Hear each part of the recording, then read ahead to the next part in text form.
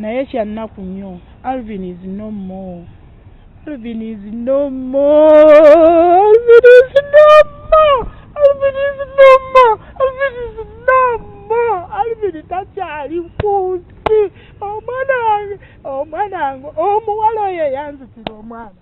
Bwatyo mu nnaku ey'ekitalo Margaret Kisembo omutuuze w'Ekimbejja e Buddo mbw'alaajana oluvannyuma lw'okufiirwa mutabani we Alvin Nyanja eyali omuyizi ku ttendekero lya Makerere University Business School MUBS. Nyanja eyali ow'emyaka 23 okufa olunaku olwo kigambibwa nti yava mu maka g'abakadde be okugenda okukyalirako mukwano gwe Eunice Birungi mu kisiro ky'abayizi oba hostel Embuya mu division y'e Nakawa kyokka nti yasanga agenze mu kibiina kusoma kwe kusalawo amulindeko. Ababiri bano balina enkolagana ey'enjawulo. Kigambibwa nti nga Birungi akomyewo yasanga munne Nyanja kati omugenzi nga yeewanise ku mulabba yeetuga olwo n'akubira mukwano gwe eyategerekekako erya Sali n'amuyambako okumuddusa mu ddwaliro eryali okumpi gye baakabatemera nti afudde.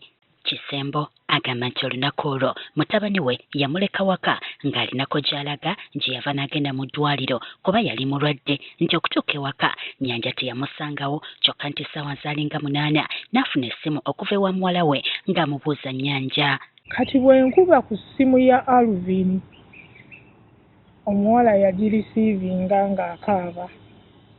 Awulira ddoboozi lya muwala naye nga simanyi muwala ki. Bw'agirisiivinga ate ne wabaawo omuntu omulala agimuggyako ng'ate ye eddoboozi lya mulenzi ng'agamba mukadde tukyalina kye tumaliriza tujja kukubira.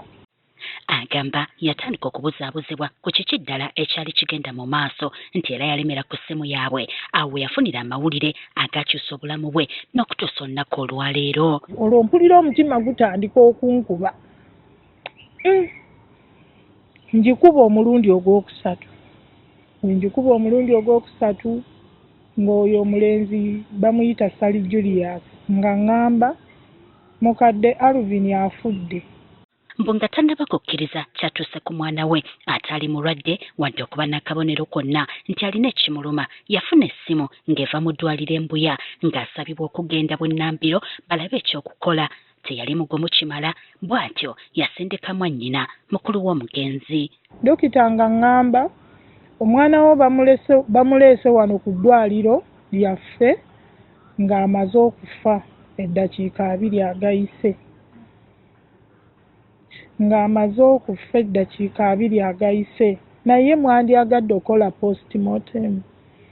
Ne mugamba of course twetaaga okukola postmortem tutegeere ki ekimusse. Kisembo agamba nti mutabani we nga tannafa yeeyazika ku ssimu ya mwannyina mu kiro abeeko by'akola era n'ayingira ekisenge kye. Kati eno ye yabalaga emboozi wakati we ne munne Sali era bye baayogerako y'ensonga lwaki Nyanja yagenda ku hostel okusisinkana Eunice.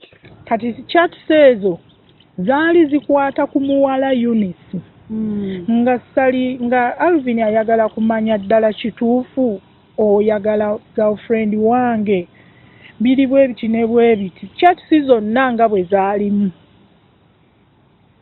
Bwe yali yazisindika ku ssimu ya Alice. Ne bye yamuddamu byonna ne bye yayogera. Kati ebintu ebyo ebigambo ebyo messages ezo ze zaawaliriza Alvin okukeerawa okugenda okulaba eri omuwala. Okusinziira kwa alipoota ya poliisi ne statement Eunice gye yakola yategeeza nti Nyanja yeetuga kyokka kino ab'eŋŋanda bagaana okukikkiriza nga beebuuza obuvumu omuwala gye yabujja okumuwanulayo ku mulabba gy'alumiriza gye yamusanga n'atandika n'okumukuba ebifaananyi. Obugumu yabujjawo omuwala oyo Eunice ka muntu.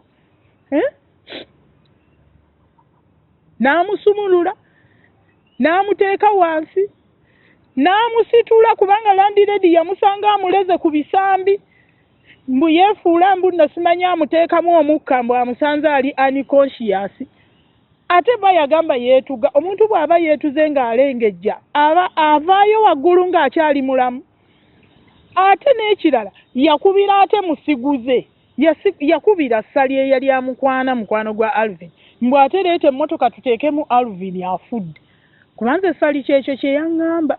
kati emyezi giweze 6 Bokyanga Nnyanja afa era n'aziikibwa. Maama we agamba balemereddwa okufuna obwenkanya olw'okufutyankibwa poliisi ya Jinja Road eri mu musango guno. Alumiriza nti buli lwe bagendayo bekikwatako babeetolooza bwetolooza. Obutali bumativu era bujjira ku lipooti eyasooka okufuluma ng'eraga nti omwana waffe yafa kiziyiro. Lipooti eyo contradictinga n'omuwala kyagamba oli girlfriend we Eunice ng'agamba mbu ye omwana yeetuga, ate lipooti egenda okufuluma eya postmortem egamba nti omwana yafa kiziyiro, yalaakinga oxygen. Kati ffe ne twagala tumanye kijja kitya omwana yalaakinga atya oxygen ataali mulwadde, byali bitya? Kisemba ayongerako nti beewubye ku poliisi okumanya okunoonyereza bwe kutuuse naye balemereddwa okufuna omuntu omutuufu ababuulira amazima. Naye ne bwe tufuddeyo okugoberera, okunoonyereza, okukola follow-up ku poliisi, ogenda ku poliisi n'okaabirayo bakugamba kino, lipooti tezifuluma kati myezi 6. Bwe tutuukiridde poliisi etugambye nti okunoonyereza kukyagenda mu maaso nga mu kiseera kino omuwabi wa gavumenti yalagidde poliisi eddemu ekwatagane n'abakugu mu kwekebejja emirambo bayite ba pathologists baddemu okuzuula ekituufu ekyavaako omugenzi okulemererwa okufuna omukka. Nga bwe kigambibwa ku sayidi ennene ey'omuwala nti ono yali yeetuze, kyekyaviirako omukka guno obutamutuukako n'afa oba nedda. Nga ab'eŋŋanda b'omulenzi we balumiriza omuwala nti ayinza okuba yamutugisa piro, kyekyaviirako piro eno yeyaviirako n'omuntu okufa oba nedda. So waliwo ebintu ebyenjawulo bannassaayansi bo bye basobola okuba nti banyonnyola mu lipooti eno, omuwabi wa gavumenti jjajja okuba ng'asobola okunnyonnyoka obulungi alabe ani gw'anaabaggulako omusango oba nedda. Poliisi egamba ekyabazadde obutakkiriza nti mutabani waabwe yeetuga kikyali kizibu gye bali omusango gussa ku muganzi we kuba tewali bujulizi bumala kumuluma. Mulina okukimanya nti poliisi bw'eba etandise okunoonyereza ku musango ne bw'eba ng'evuddeyo n'ekwata omuntu ng'omuwabi wa gavumenti alaba obujulizi obuli ku fayiro, tebumala bulungi kutwala musango mu kkooti, ajja kusaba poliisi yeeyongere maaso ng'ekola ki? Ng'enoonyereza. Wabula baweereddwa amagezi nti singa bawulira nga si bamativu bakyayinza okwekubira enduulu olwo fayiro n'eyitibwayo. Bwe baba nga si bamativu na kigenda mu maaso kiba kitegeeza n'ofiisi ya DPP eri mu kukola ku nsonga ezo, nabo si bamativu naki kye bakola ki kye bali mu kukola. Basobola okwekubira enduulu ku ofiisi esingako wano ku Workers House oba ne wano ku Kampala n'emiriraano oba ku CID Report.